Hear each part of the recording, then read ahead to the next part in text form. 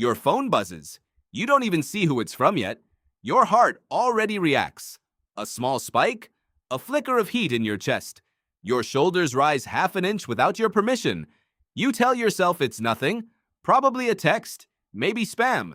But your body already decided something else. It already decided this might be a threat. That reaction has a name, and it has nothing to do with notifications. It is hundreds of thousands of years older than the device in your hand. And the real answer to why you feel this every single day is far stranger than stress. Your body still thinks it's being hunted. Not metaphorically, not as a turn of phrase for a busy week.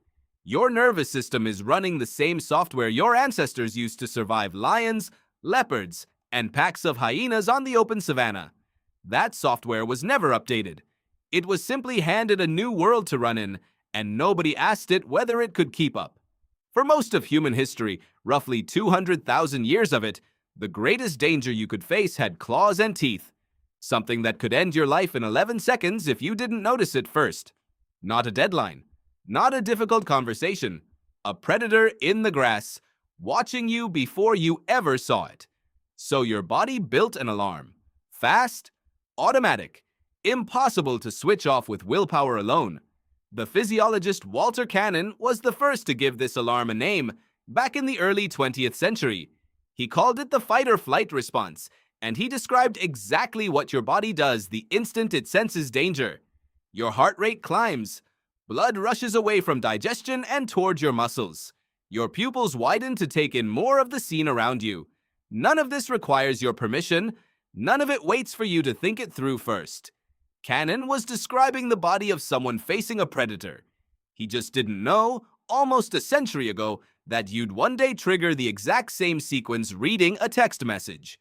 Decades later, neuroscientist Joseph LeDoux went looking for where in the brain this alarm actually lives, and what he found changes how you should think about every flinch, every panic, every wave of dread you've ever felt for no clear reason. Deep in your brain sits a small almond-shaped structure called the amygdala. LeDoux discovered that it can trigger a full-body response to danger before the thinking part of your brain has even finished identifying what it's looking at. Let that sit for a second. Your amygdala can make you flinch from a shadow before your visual cortex has confirmed it's only a shadow. Fear first, understanding later. LeDoux called this shortcut the low road, a direct line from your eyes straight to your fear center that skips conscious thought entirely. Evolution built it that way on purpose. If it really had been a leopard in the grass, the half second spent thinking it through could have killed you.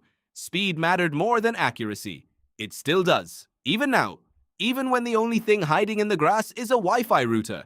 And the alarm doesn't just live in your brain, it runs through your entire body.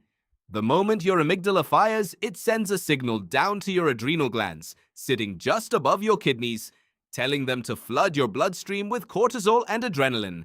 Your liver releases stored sugar for quick energy. Blood vessels near the surface of your skin constrict, which is part of why fear can make you look pale, while blood gets redirected toward the large muscles in your legs.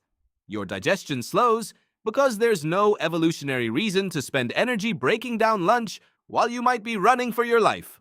All of that, every bit of it, happening in under a second, triggered by a notification from your bank. So why does that ancient alarm keep firing for things that clearly aren't lions?